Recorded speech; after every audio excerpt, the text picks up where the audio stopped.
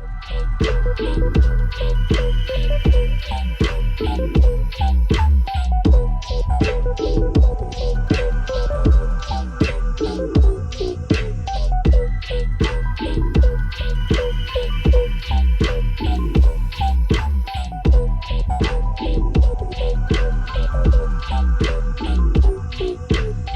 and welcome to BavhausTV. My name is Mike. Behind me we have an E92 M3, and today we're going to show you how to service your DCT transmission. Before we get into things, we just want to give a special thanks to Euro Parts for not only sponsoring this video, but supplying us with the upgraded DCT pan we're going to use in the video today. Euro Parts sent us a care package with multiple parts that we're going to use on this E92 M3, and we're going to film everything and throw it in the channel below. So be sure to look out for those in the future and check out Euro Parts online.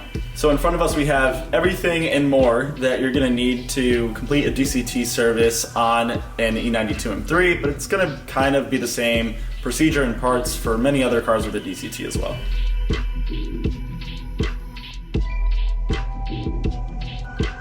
Let's start off by talking about fluid filters. The DCT transmission utilizes 2 fluid filters, and this is to maintain cleanliness inside the high-performance transmission.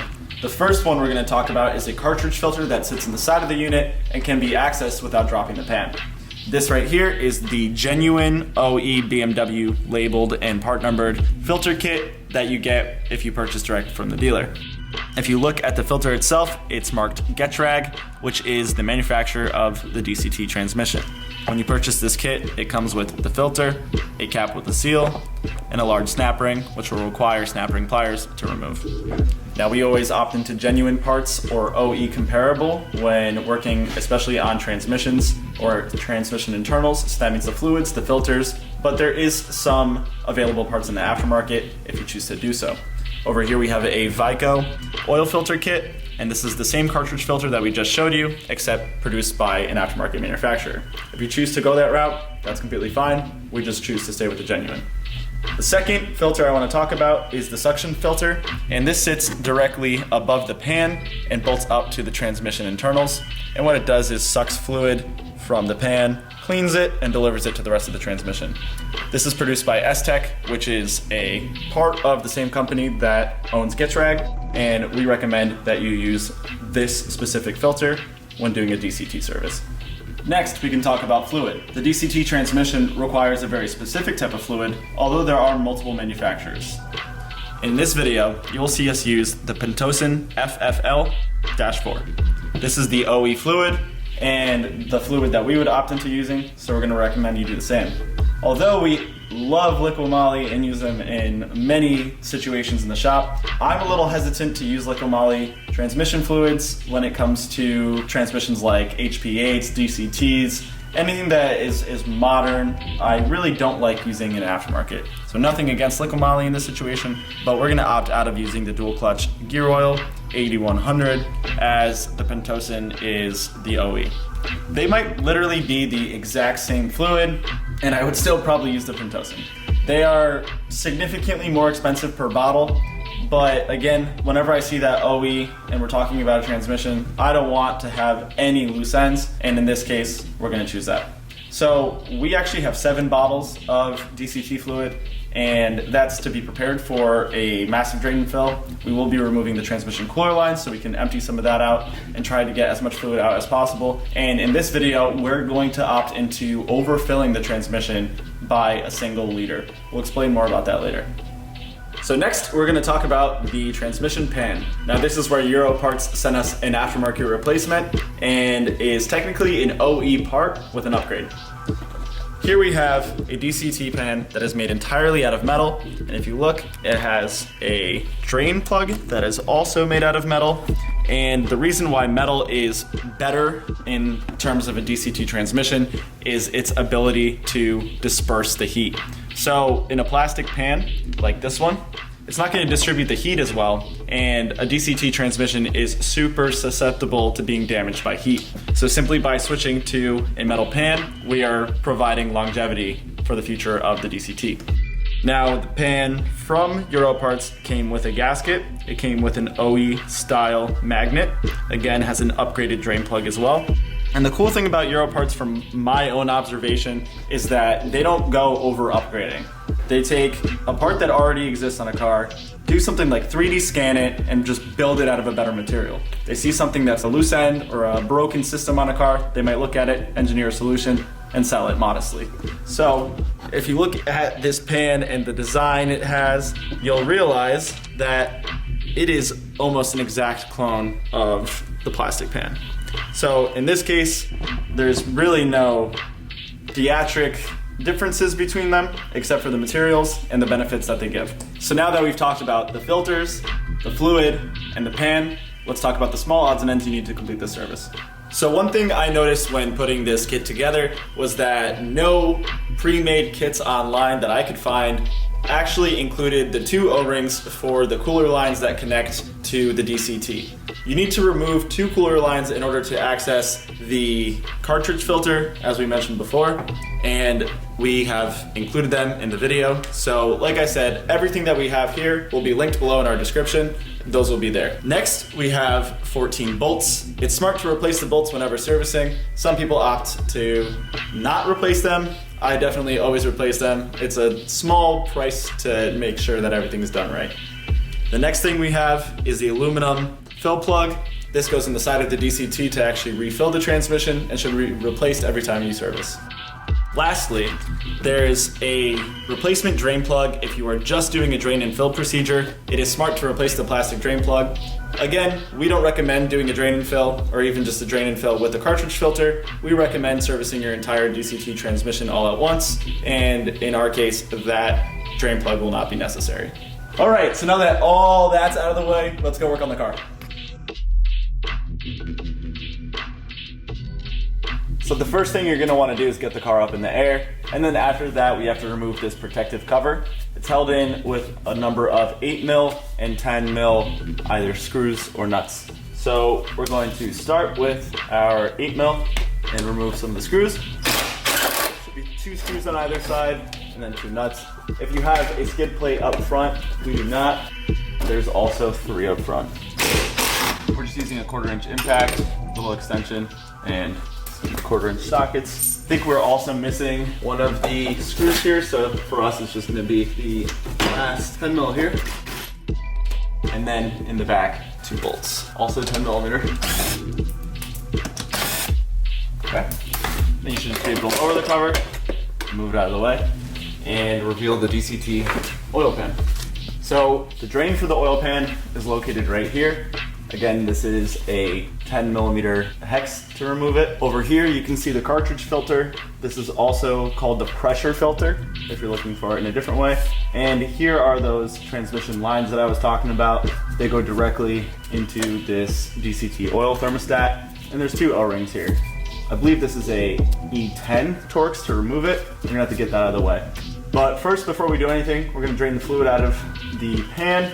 So we're gonna remove this drain plug and put a bucket underneath. Our bucket is gonna have a set of lines inside that tell us how much fluid we're removing. I recommend you get a bucket that also measures. It just makes it a lot easier when you're going to refill the DCT to know how much you removed. One thing specifically about the DCT that we're dealing with here, the majority of DCTs take about 7.8 liters on a dry fill of DCT fluid. There are exceptions to that with like the M3 GTS, I believe, that takes maybe an extra liter. We're going to be overfilling this by a liter, and we're going to show you that process once we go through the regular procedure. You can opt into overfilling it as we do, or you can just fill it to the stock specification. Both are completely fine. The DCT is just pretty vulnerable to damage caused by heat and lack of fluid and fluid degradation. So adding an extra liter really does help preserve the longevity of the DCT, and we're gonna just choose to do that. Before we touch anything, including the drain plug, we're gonna go find the fill plug and crack that loose. Some oil might spill out because the DCT is a little bit more finicky with how it distributes oil than some of the other transmissions where you can crack the fill plug loose and it doesn't leak. So we're gonna put a drain pan underneath just in case it does leak, but the chances are it probably won't. All right, so now we're on the passenger side of the vehicle. If you look at where the pan ends and follow it directly up, you'll find this aluminum 8mm hex fill plug. This is the fill plug we're going to be using to refill the fluid once we're finished exchanging the filters and the pan. If you look to the left of that, there's going to be a sticker that says lifetime fill. Lifetime for BMW means lifetime of warranty. So once the car leaves warranty, that word lifetime is no longer something that you should consider, look at, and say, oh, I shouldn't be changing the fluid. These transmissions absolutely need fluid services. It's like anything else in a car. You want to change these filters out. You want to keep fresh fluid in it. So that word trips a lot of people up. Hopefully it doesn't trip you up, but you can learn to ignore it if you're out of warranty. Below that, it says notice oil filling instruction, and then it says 30 degrees to 40 degrees Celsius, and then 86 to 104 degrees Fahrenheit.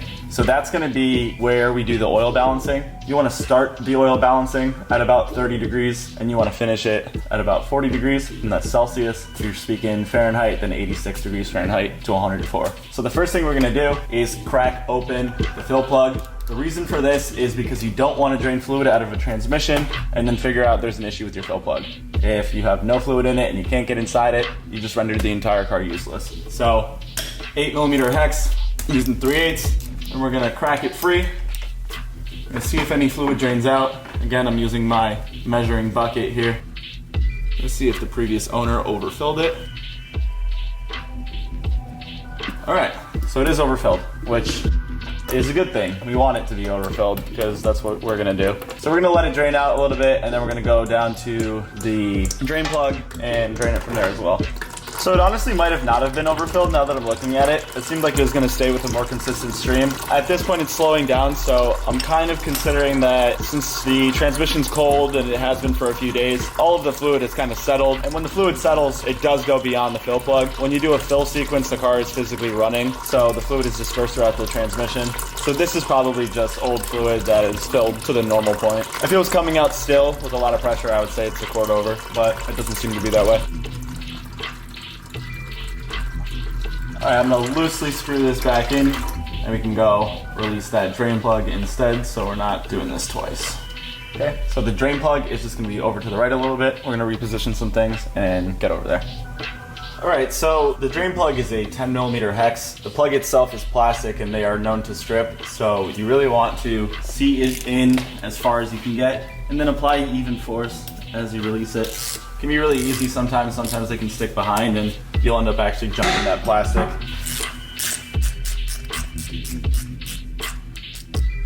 Okay, now I'm going to bring the bucket right up to it, just kind of staying tight all the way to the end.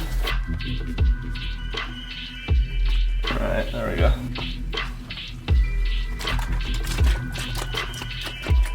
If it starts doing this, you can release that fill plug and allow it to kind of let some air in the top so it doesn't make a mess.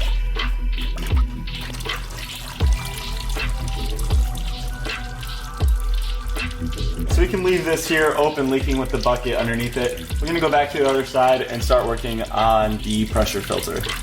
So back on the driver's side of the car where the pressure filter is, we're going to start moving some things over here. BMW dealer service information says that they want you to remove the exhaust, the prop shaft, they want you to remove the transmission mount, hold the transmission down low, various heat shields, and that's all to access this filter right here. So what we're going to do is we're going to remove the lines here, and most likely the O2 sensor that's probably out of frame for you guys right back here. And if we absolutely need to, I'm going to unbolt this exhaust and just pull it out of the way. There's like just barely not enough room, and a lot of the times you can flat rate this and get through it without having to remove the exhaust and lower the transmission and, you know, add significant time and hours and parts to your to-do list just to access this filter. So we're going to start off by at least making room for it. And before I do that, I can see that there's a ton of debris over here. So what we're going to do is just clean up the area that we're going to work in so that when we put our new filter in, we're not drawing in any debris. Alright, so now that it's clean, we're going to take a E10 Torx, little extension, and a small ratchet, and we're going to pull out these lines here.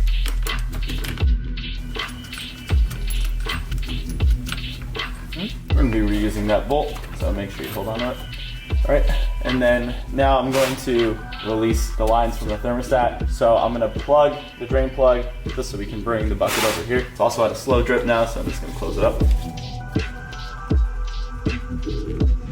So if you follow the lines back directly above where the drain plug is, there's a 10mm screw right here.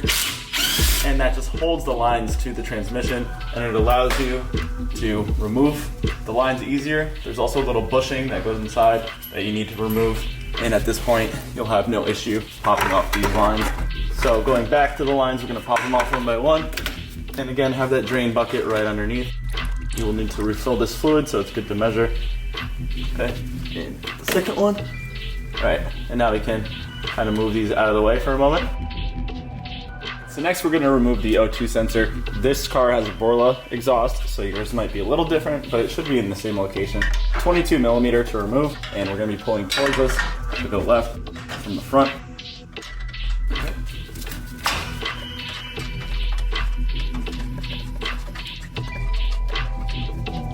Okay, we're going to remove it. I'm going to cap this off, and we're just going to set it to the side. So we're going to cap off the O2 sensor, and then I'm going to take the O2 sensor out of the bracket and just let it hang so it's out of our way. All right, so next we can remove the snap ring that holds the pressure filter in place. The snap ring is under a lot of spring tension, so you're going to need a nice set of snap ring pliers. What you're going to do is get some that are on an angle, a 90 or a 45. Get right into the holes for the snap ring. Might be in a different location depending how it was installed last. Pull it and remove it. So next we are going to remove the cover. There's some little holes in different locations where you can kind of get underneath and start prying it out. You do have the drain pan underneath still. You can see some fluid beginning to come out. Alright, and once we kind of get it close enough, I'm going to grab a pair of pliers and we're just going to pull it out the rest of the way. There's a little hole in the center. It should be able to grab. Okay. Let it slowly drain out. So this is the filter right here. What you want to do is get some kind of plastic non-marring trim tools. Get behind it, kind of help this thing out. It's actually the rear cover of the filter. It just came off, which then gives us access to remove it with our hands, like this. So this is everything we just removed in terms of the cartridge filter. So what we're gonna do is lubricate this O-ring. This is what kind of held it in place that kept us from removing it without popping off this rear cover. So we're gonna lubricate that O-ring, we're gonna lubricate this O-ring, and then once we're fully installed, we can lubricate those two O-rings, put them back on our lines, and reinstall. What we're gonna do is just open up one of these new containers of fluid. Gonna dip our finger in, close it up so it doesn't spill, and then just lightly lubricate. All right, now that that's done, let's go reinstall the filter, the cap, and the snap ring. So now we're gonna grab our new filter. We're gonna put it up into place. You want to just push it in until it snaps twice and is back in the position it should be in. So as you can see, the filter can be removed and installed without having to remove the exhaust or drop the trans. I really don't understand why that's part of the procedure. There's plenty of room there. Anyways, next we could take our cap. This can go in any position, does not matter. Just want to put it in fully. Let's go in a bit more. So once you ensure that that O-ring is past the snap ring groove, it might take a little bit of tapping into place. You can see my crusty hammer works perfectly fine.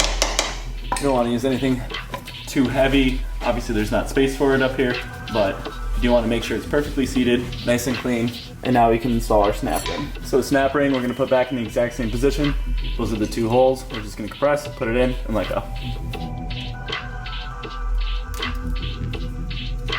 Just like that. And then I'm just gonna go and make sure that it is perfectly in the groove with my finger, clean it up a little bit. And we are all set with the pressure filter. Next, what we're gonna do is change out the O-rings on the lines.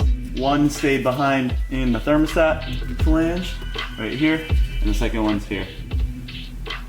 So we just went and lubricated the O-rings off screen. You should do the same. I'm going to put them back over the lines. You put them in the flanges, it'll more than likely leak because it will get caught by the end of the lines. So always put them on the flanges. Take them, put them back into place, like so. Wipe this down quick. Gonna bring that retaining bracket back up. And then we're gonna grab that E10 Torx bolt, get back in. Before I tighten things up too much over there, I am gonna go back to the other side and reinstall that 10mm bolt and bushing that go through the bracket and into the trans, just to make sure that everything's in before I tighten. Okay, now we can tighten the E10.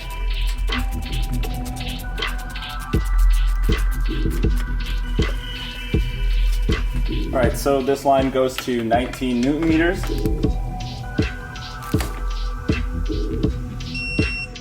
So right there, and that's it for that. Next, we're just going to go back and reinstall our O2 sensor. Best way to do this now is to unplug the O2 sensor entirely. I'm gonna put it back in.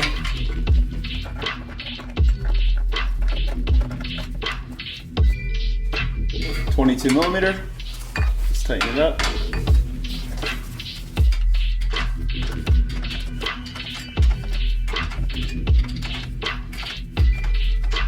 Okay, nice and tight, and then we can pull it back down. The reason we disconnected it is to keep the wires from spinning and have the O2 sensor be nice and relaxed when we go to reinstall it. I'm gonna plug the connector back in, put it back into place on the bracket, and then there's a little hook for it right above the lines that we disconnected.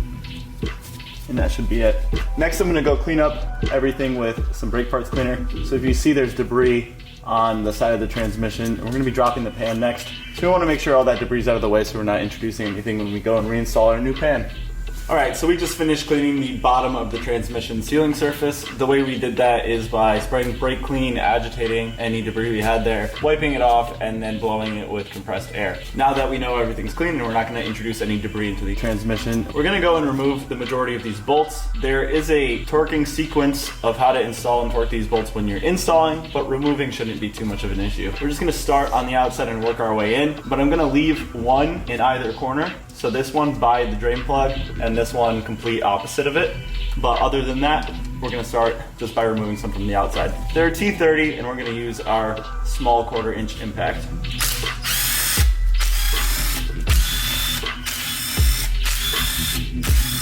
We're gonna leave that one and leave that one. Now just crisscross. Starting to drain some oil, so make sure you have your catch bucket beneath. And then now we're going to start releasing our drain plug once again, which is a 10mm hex. Some more trans fluid has probably settled down over here. So we're just gonna pull the drain plug out once again.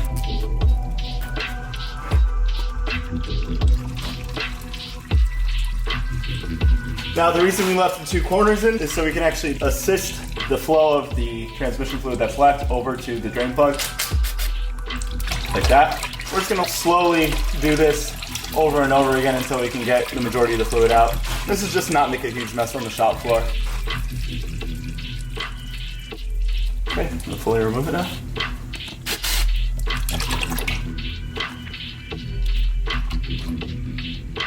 And give it a little pressure to help aim all the fluid over here.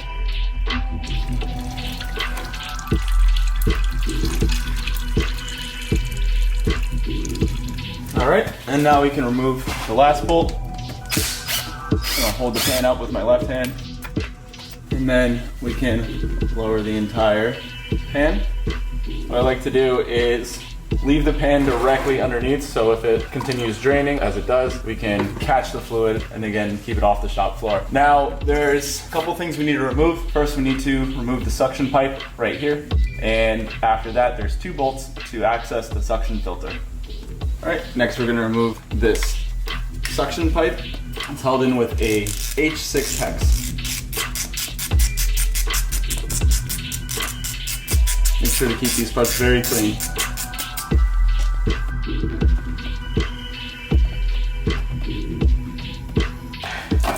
It's gonna need to just be wiggled out. Now we're gonna remove two T30 bolts on either side of the filter. Keep these clean as well. One there, and then one up here by the pickup tube. And then now we can grab the filter. It's more than likely going to pour out fluid, and I want to collect that fluid with the bucket we started with. We have a different drain pan underneath. I'm just gonna go grab that quick. All right, so make sure that you have your drain pan underneath because some fluid should come out as we do this. We're gonna grab the filter and kind of wiggle. And you just pull down and remove your filter. So now we're gonna grab our new filter and we're gonna lubricate the O-ring on the pump neck there. You're going to stick the tube back up inside of the transmission, and then we like to use my palm and kind of get it into place. You just want to locate it properly like that. Next we can take our T30s and start guiding them back up into place. You should use hand tools to do this. I kind of have some experience enough to feel when a bolt is going in properly. And now we can torque those to spec. So those two bolts have different torque specs. The one completely in the corner right here is going to go to 5 Newton meters, and the one next to the pickup tube is going to go to 8. So I'm going to use the 3/8 torque wrench that starts at 6.8 Newton meters. So I'm just going to watch the numbers. When they get around 5, I'm going to stop, so you're not going to hear it beep. Okay, that's 5 Newton meters, and then we're going to switch it to 8, and that will be the torque spec for this one. Now that we're all set, we can reinstall the suction jet tube and torque that to spec as well. So this is the suction pump pickup tube, and if you notice, there's a gasket right there and another little O-ring right there. So these two O-rings are not available separately, and what you have to do is actually replace the entire thing. So we're going to put a link for this below of where you can purchase it, although it's not entirely necessary. What you want to do is just look at the O-rings and make sure that they're still sticking out further and actually sealing, because if these are not sealing anymore, they will cause a hydraulic issue. So if your fluid is very dark and worn out, and you can tell that your transmission has been operating at really high temperatures and these gaskets are no longer rubbery and plasticky or very flat, then a word of advice, replace this entire piece. It's like 80 some odd dollars from GetRag, and you should just do it. In our case, we wanted to risk it, and it seems like we're okay. This car wasn't beaten on too bad, so we should be good to reinstall. All right, so we're gonna reinstall now just by putting this back up into place.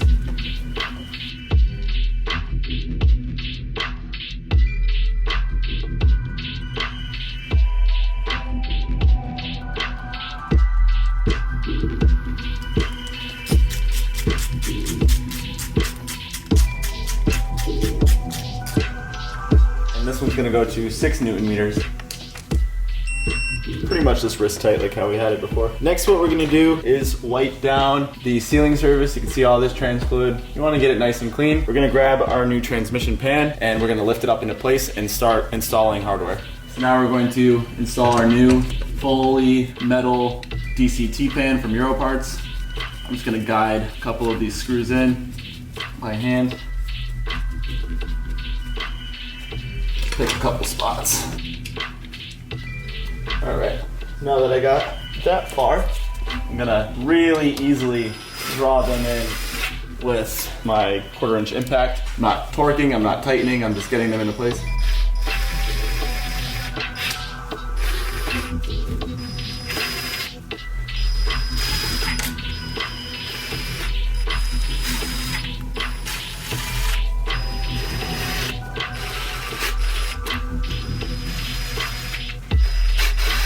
All right, last one.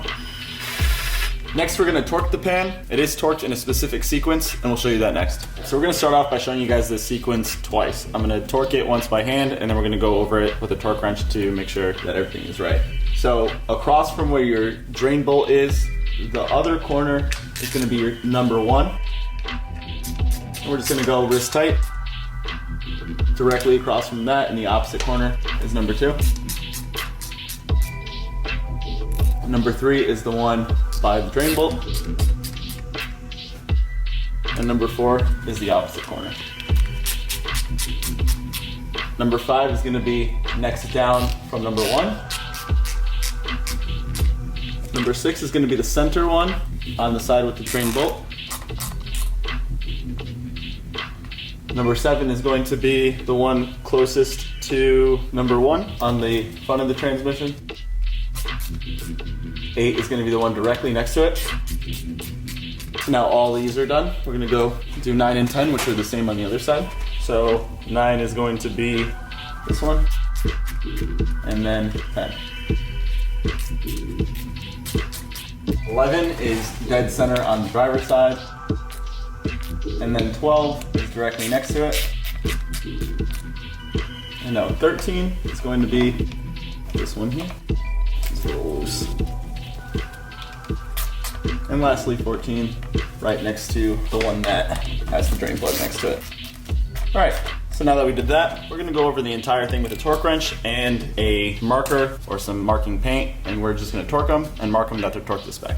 So the torque spec for the transmission pan bolts is 10 Newton meters plus or minus a Newton meter. So we're gonna start with 10. We're gonna start with number 1.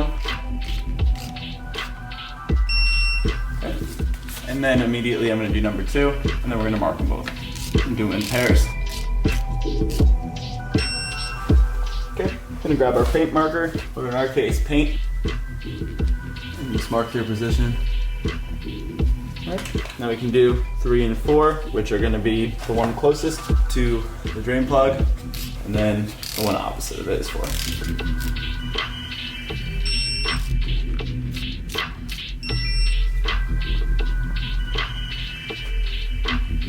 Right, 5 is gonna be directly next to 1. And then 6 is going to be dead center on this side.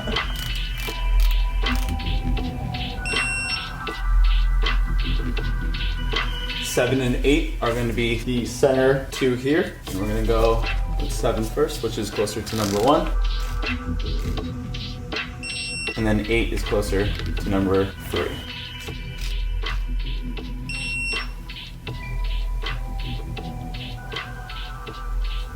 Nine and 10 are going to be directly across. 9 is going to be closer to number 2, which is this one. And then 10 is going to be closer to number 4.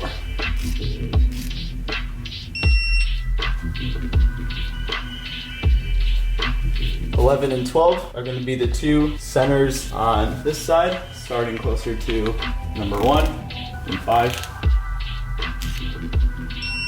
Okay, and 12.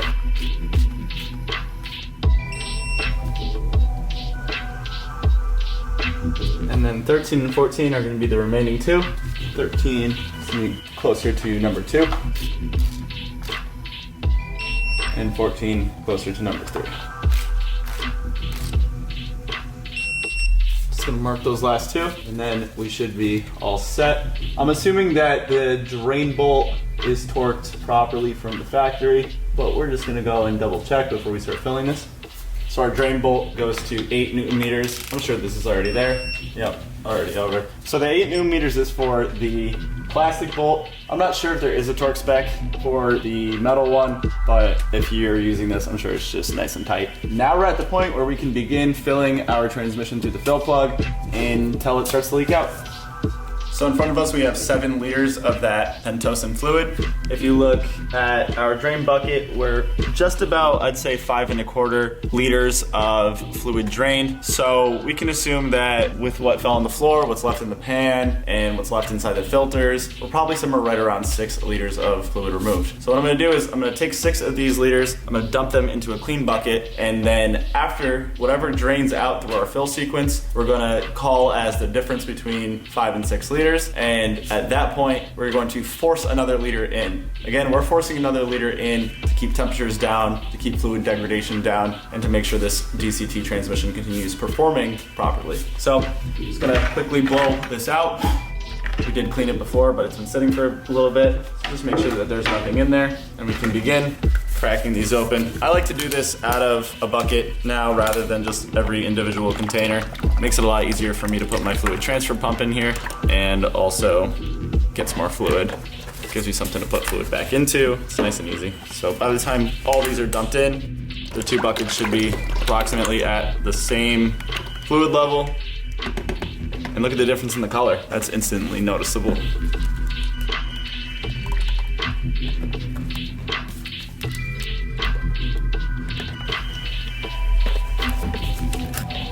All right, that's number 6. So what we're gonna do next is head back over to the car, get a fluid transfer pump, and actually start extracting this fluid and putting it into the DCT. so I'm right below you guys with my fluid transfer pump and sucking up the fluid out of that bucket. And the DCT fluid is pretty easy to move around. It's not heavy like gear oil. We're just gonna start pumping it in until it overflows. You don't have to do this fast, you can do it nice and slow.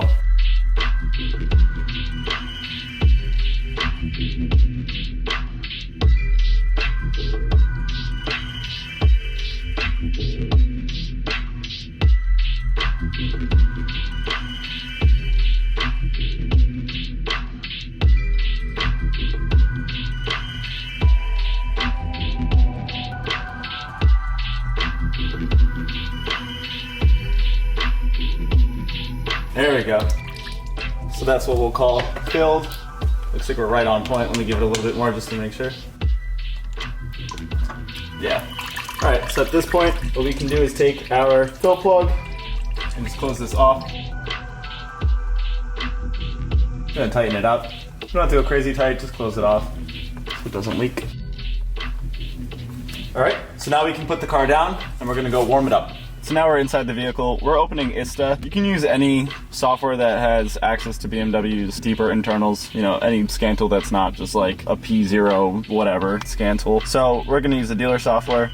We're gonna pull out the vehicle information. So right now it's going through reading the VIN, gathering all the information about the car, and then we'll be able to directly connect to the transmission.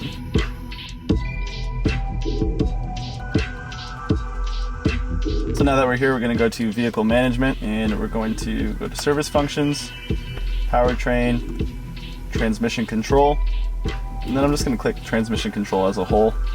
Here we have all of the ABLs, which are the service functions for the car. So we have gearbox adaptation, teaching clutches, transmission control unit, various data adjustments, fault memories, functional check for the parking lock. But what we're going to go with is DKG. That's how BMW organizes their DCT transmission within ISTA. We're going to go oil balancing. And here is the ABL for oil balancing. So communication with the transmission control unit is now being tested. Start communication test. So press continue. Communication with the control unit is okay, so it's connected. And then now it's going to give us the procedure over here, which basically says that the car needs to be warmed up. It can't be above 40 degrees Celsius. It needs to reach, I believe, 32 degrees Celsius. And then now everything that we just did about filling it up until it overfills, and this is where we are at. Topping up transmission oil after a repair. Stay in vehicle on level surface and secure against rolling. Open fluid adjustment screw 1. If fluid emerges, close the screw immediately. If no fluid emerges, top up until emerges and then close fluid adjustment screw. If the fluid has been replenished here, a further refill must be carried out during the actual fluid adjustment. So now we're connecting to the diagnostic. Start engine, neutral or park, and then record transmission temperature using a diagnostic system. Obviously we're here. Drive position in P. Permissible starting temperature less than or equal to 32 degrees Celsius. Idle speed, we're going to maintain approximately 2000 RPM for 1 minute, and then we're going to open the fluid adjustment screw and fill until oil emerges. Max transmission oil temperature shouldn't exceed 40 degrees Celsius, and then we're going to insert the screw. Next we're going to press continue. So here it tells us that the oil temperature is 22 degrees Celsius. Do you wish to continue the oil adaptation? So what we're going to do is, before resetting the oil adaptation, now we're going to go start the car, monitor the transmission temperature using ISTA, and then we're going to rev the car to 2000 RPM for 1 minute, and then we can go underneath the car with it idling in neutral and go fill it up the rest of the way. Alright, so here it says, do you wish to continue the oil adaptation? We're going to select yes, just to see if it gives us the temperature. So now we're going to start the vehicle.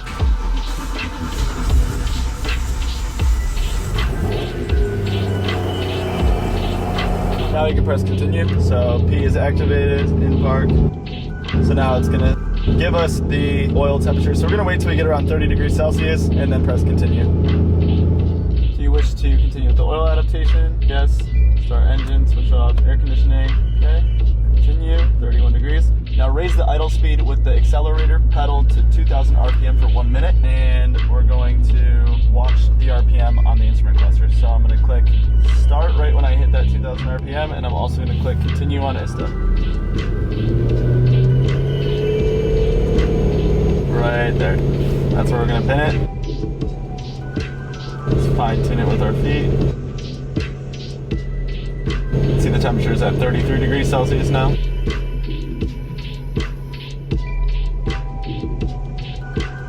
right around where we need to be. 34 degrees Celsius. Okay. Continue. Now end the engine speed increase. No longer press the accelerator pedal. 35 degrees. Okay. Actuator system is now activated. First gear is engaged. System pressure is limited. Maximum cooling is activated. The accelerator pedal must not be pressed. Start activation to perform oil adjustment procedure according to repair instructions. So now we're going to carry out the adjustment procedure in accordance with repair instructions. And on completion of oil adjustment procedure, briefly press the brake until the end of the function is confirmed. So now we're going to go underneath the car and pump in the rest of that fluid.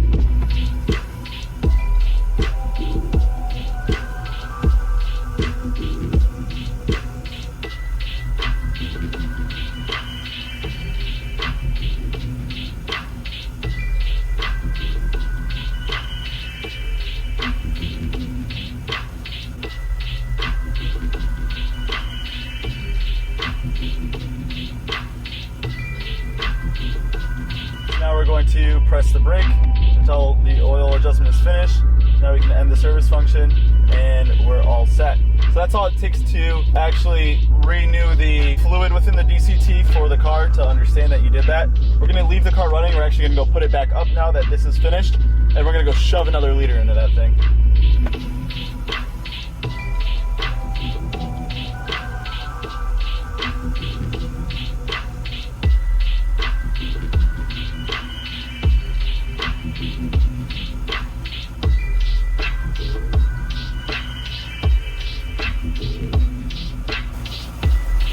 Lastly, we're going to go and torque up our filler plug to 25 Newton meters, which we already got. So this is plus or minus 3 Newton meters as well. So if you'd like to add a little bit, let's say 27, or let's say 28 Newton meters.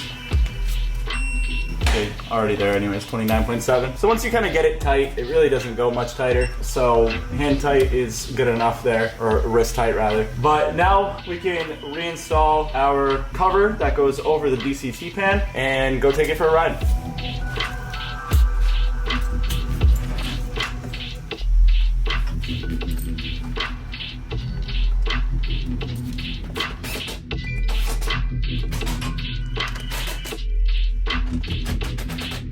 So we're done. So as you saw, it's a little chaotic when you're running inside the car between ISTA, trying to get this done within a certain temperature range and then coming back out and untightening that fill plug, and it can be a lot and a little overwhelming, especially if you're not doing this on a lift. If you're on your back, it can be a little more complicated. So as you saw, when we finished with ISTA, there was that point where I pressed the brake and then the ABL kind of closed. So that's what would happen if you were at the dealership and you asked them to fill the fluid on the DCT, and that's completely fine if you choose to do so. It's pretty much 6 liters of fluid that gets replaced during that service. As you saw, after that, we decided to take our fluid transfer pump and shove in that 7th liter, or the majority of it, and then quickly cap it off. The DCT transmission is susceptible to damage because of fluid degradation, once again, and this happens from driving it hard for long periods of time. And this car specifically is a V8, obviously, with a ESS supercharger, and it does get driven enthusiastically. So if you're a enthusiastic driver and you use this car with a DCT on the track or on the street and drive it hard, it is recommended that you do try to force another liter inside there, and it'll help you in the long run. So I'm super satisfied with where it's at, and the only thing left to do is go rip this thing around and see how it feels. So let's get in the car. All right, so we are in the car test driving it after exchanging the fluid and filters in the DCT transmission, and I cannot express how much of a difference this thing made. It is shifting perfectly. It's just hopping right through gears without any bucking. It's doing exactly what it should do, and that's when we drive it in sport, or if we're driving it just in regular automatic. You don't even feel the car like edge into the next gear. It's just perfectly shifting without any change in torque on the car, which is something that you will start to notice as your DCT transmission starts to degrade over time. It'll start catching gears aggressively. And I feel like this car was on its way there. but it wasn't quite there yet, and we were able to save it not only by doing the exchange of the fluids, the filters, upgrading that pan with the Euro parts pan that's going to disperse the heat a little bit better, and overfilling that DCT transmission just the slightest bit so it's able to have more fluid when it needs it, especially when the car is in roll and you're apexing and there's not enough fluid in the clutches. That extra liter helps there. It also helps keep the fluid integrity the same and also helps keep those temperatures down. So I'm more than satisfied. If you guys are open to throwing in that extra liter, my personal recommendation is go for it. There's a lot of proof and evidence of people who work on these transmissions that really do advise you do that. So this isn't just some spontaneous idea we had. It is a tried and true method. As always, thanks for watching BavhausTV. I hope this video helped you guys out. Be sure to go check out Euro Parts. Thanks again for sponsoring this video. If this video was helpful, be sure to subscribe. And if you guys are looking for any of the information we gave throughout the video, all parts, tools, torque specs, anything we said throughout the video is going to be in the description below. We're going to link some Amazon links to the stuff that we used. And if you guys purchase any of those links, we appreciate it. Small little bit goes to us and it helps support the channel and keeps us going. And until next time, see ya.